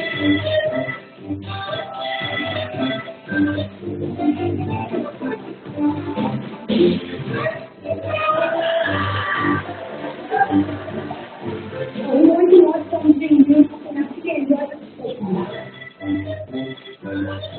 The schools own the festival. They have the infrastructure, they have the children. Some of the biggest cities in this country are in the small towns, the biggest auditoriums and the schools. Right? Their children are families, equally government schools, all of them facing auditoriums from other countries. India is largest and the oldest children's film festival happens in Hyderabad once in 2 years. The last time it happened, there were 19,000 children who participated. As a pilot, we had over 1 million kids who participated in the film festival. So that's the success. I just asked my team, films are from across the globe. The issue is relevant for children across the globe. Are we using this in India? So this year, we will be doing this event in at least 20 countries. So that's the International Kids Film Festival 2018. And I'm just going to leave you with an idea that we're working towards. Because of school cinema, we create our own content. Because of film festival, we curate content and are in touch with filmmakers across the world that make children's content. Every time I walked into a school, there's something very interesting behavior that I noticed from the school principal. They will show you around the place, and they're very proud of the infrastructure they've created. And this is a few months ago. I was in a swampy school in Dehradun. I don't want to name the school. And I went into this library, it's almost 100-year-old. And very instinctively, a question came up. So I asked the principal, library is fantastic, but you only have books. Can you give me that look? It's a library. I mean, that look is for damage at the library. It has books. So the children don't read books. And that's germinated an idea of a film library. So the next thing that will be coming out of our table of film pedagogy will be a film library. We will hopefully democratize the way books are distributed, because in a conventional library you have one book and only one kid can borrow it, and through technology you can have all parents and all children watching meaningful content back in their homes or in the school through our film library. So ladies and gentlemen, that's the direction of work that we're trying to do with Electoral Ideas. Film pedagogy is not a word that you've heard before today. Mark the word, we're probably the only one on the planet doing this. Thank you very much.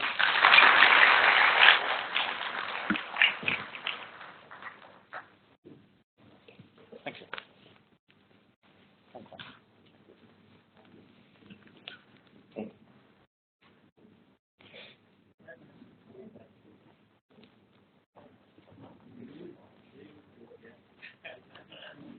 Whatever Sultan was eating or drinking before he got here, I want to have that too. Great energy, thank you very much. lest you think that we are somewhat low on diversity, we are not. So we've kind of saved one of our best for, if you will, the penultimate speaker. Beth is currently the head of blended learning at the British Council in India. I said to her when she just walked in that picture does not do her credit. You will see her when she comes up and speaks to you. She's been in English language teaching since 1998 and in India since 2011. She's a strong believer in the role of technology in education and in measurable outcomes. Her talk today promises to inform us about the effective approaches to online learning and training and a recent British Council program with government schools which impacts teachers across India. So we're delighted, Beth, that you were able to come all the way down from Delhi to join us, and I'm sure your talk will be fascinating. Welcome.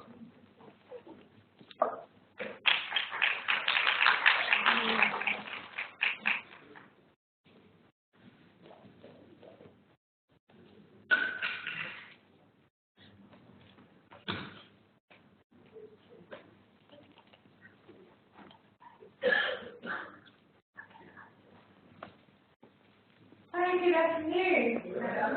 It's an absolute pleasure to be here. Came down for a lovely, cool, rainy Bangalore after it's boiling hot day.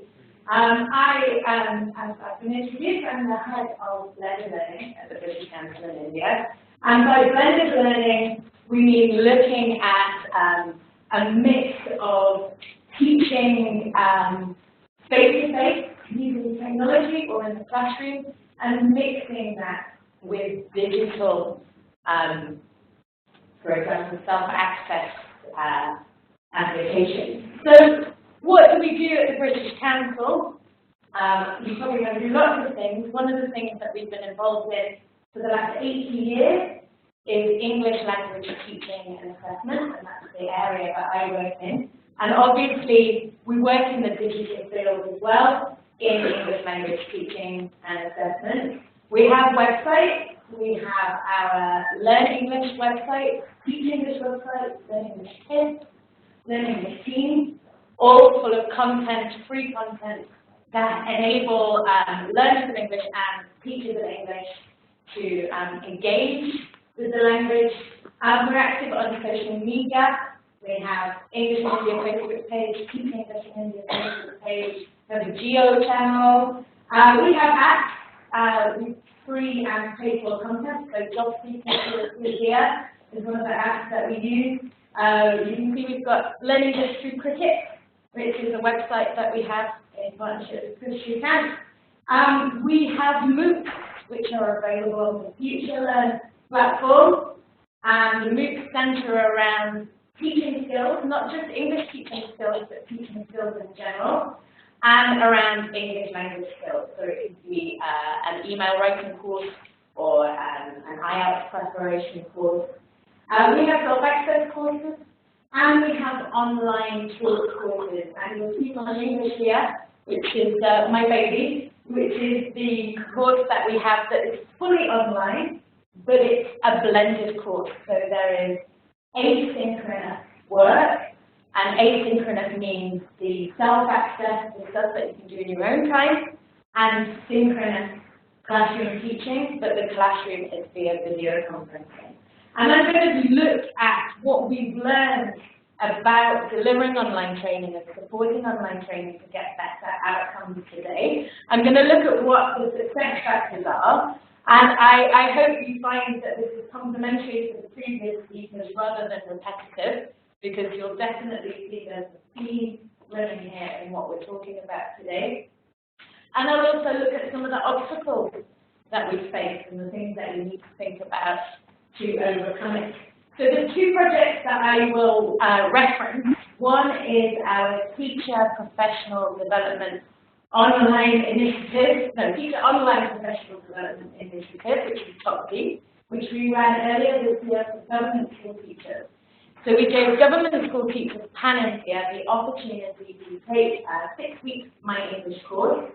So we found the right level for them. So it was to help them improve their English language skills, But we also included a focus separately on looking at the methodology of the course and helping them think about their methodology in the classroom and what they could take away from their experience as a learner. I'll also be mentioning the Andhra Pradesh project. So we work with 85,000 learners in Andhra Pradesh at the moment in conjunction with the government.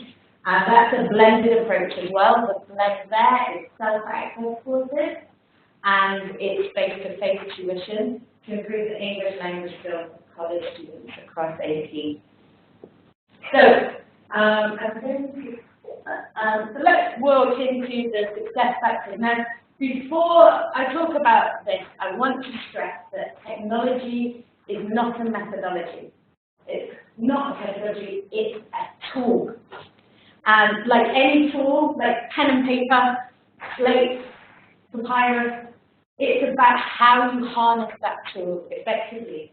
So these success factors are actually applicable to education in general. But if you harness technology, it's an amazing tool because it gives you scalability, it gives you reach, it gives you flexibility. So it is very exciting. But it's still a tool, how you use it is very important. So first of all, you've got to think about content and approach. So is the content relevant to the learners? Has the content been designed to be high quality? Is it designed not just by subject matter experts? Is it designed by people who know how teaching and learning and the learning process works? Is the content practical? Does it have something that you can take from the classroom into the real world? Is the content interactive? Is it fun? Is it engaging? If we're engaged and we have fun when we're learning, we learn better. Okay, and what about your approach? So I spoke about the blended approach. So there's two things that I mentioned. One was asynchronous and one was synchronous.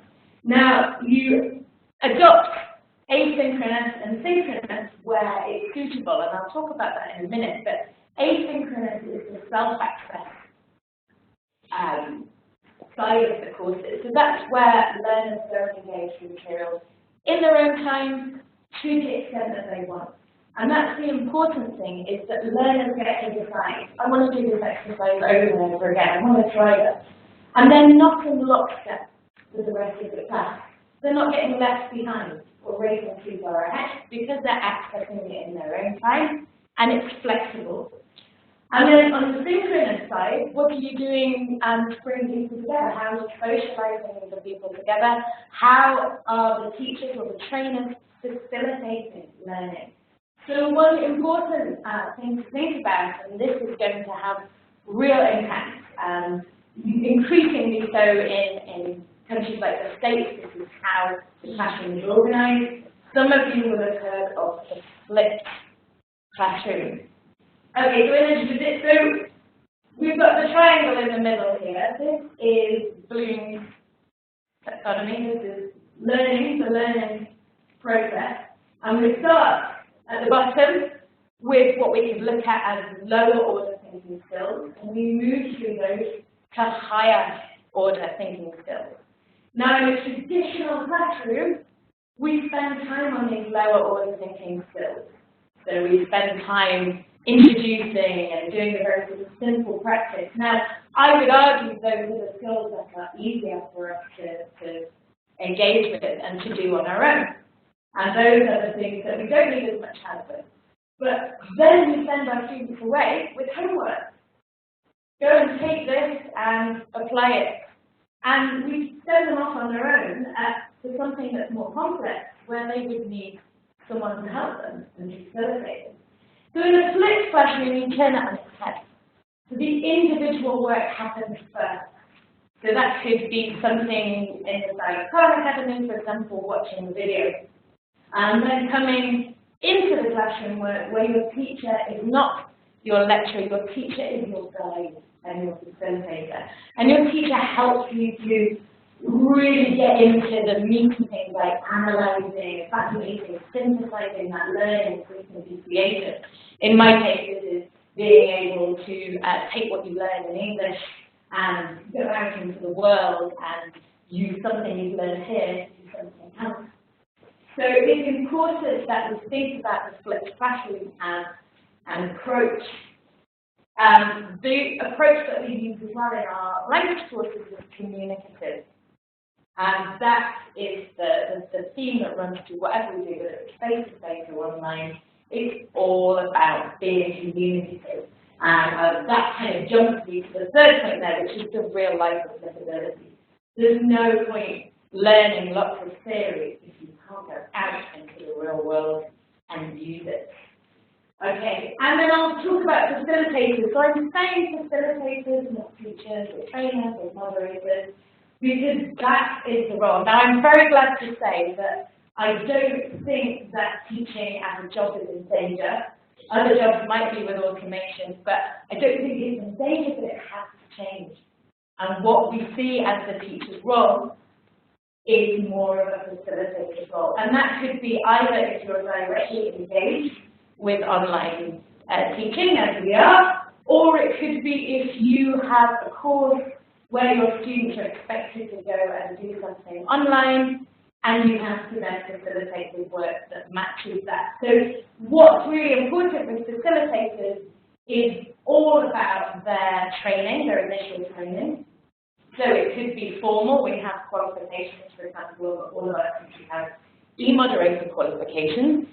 But it could also be in terms of how you upskill your teachers. Now, for example, all of our teachers learn how to be an e-moderator by taking an online course.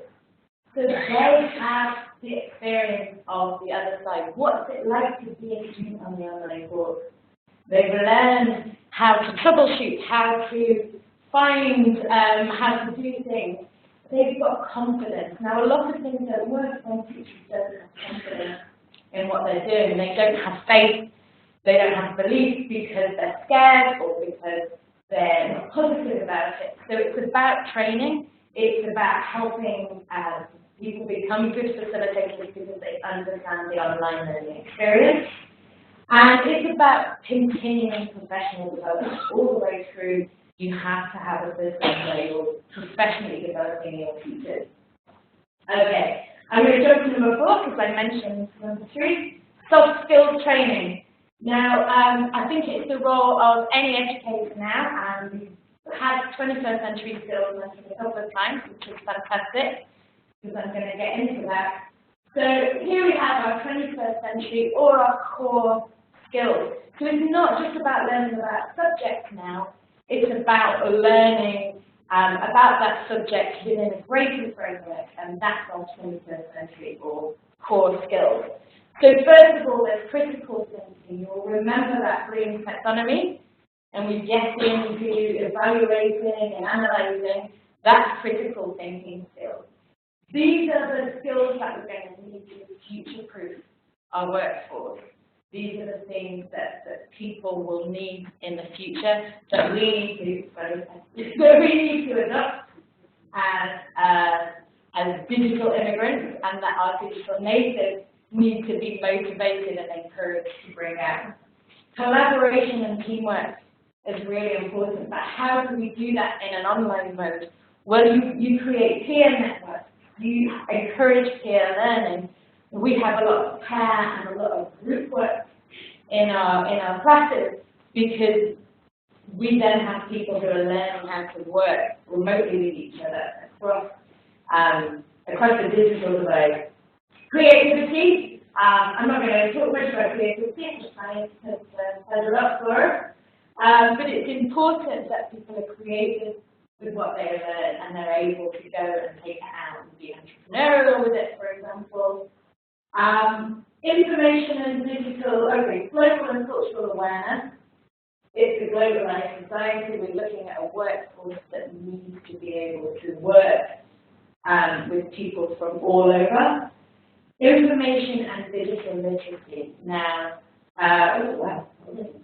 information and digital literacy is the key of what we do, and by bringing in our digital elements, we need to understand that we need to increase the digital literacy and independent learning. So beyond whatever interaction you do, so for example, my English is a 6-week course. One thing that we do is we look at independent learning and how do we encourage people to self-manage and to manage their time, and these are essential things for online learning. Okay, so that was the soft skills. So focus on autonomy beyond any interaction. How do we train our learners to be better learners in and of themselves? What skills can we give them in the courses that we teach so that they have a lifelong ability to be autonomous learners? It's essential. And evaluation and feedback. So giving progress reports, for example, that we do on our courses, individual feedback are all super important because people need to know the areas for improvement, but also their strengths. They need to be motivated. Where do you go next? What's your individual learning plan? What can you do? And where do you need to go? Okay. What are the obstacles? Number one is onboarding people. So if you've got a purely online course, people are still a little suspicious. We're still at that approach point where online learning is not seen as good as face-to-face learning. I would argue that the outcomes are the same, if not better. And also there's a fear because it's technology. What am I going to do? Am I going to get it wrong? So technology I'll talk about in a minute, but getting people on board and taking advantage of the network people have. When we did Top T, for example, we used their government contacts and their WhatsApp groups were really important in getting people on board. Attrition. So online courses have greater attrition than face-to-face courses. In fact, MOOCs have up to 90% attrition. Why is there attrition? Well, it's motivation.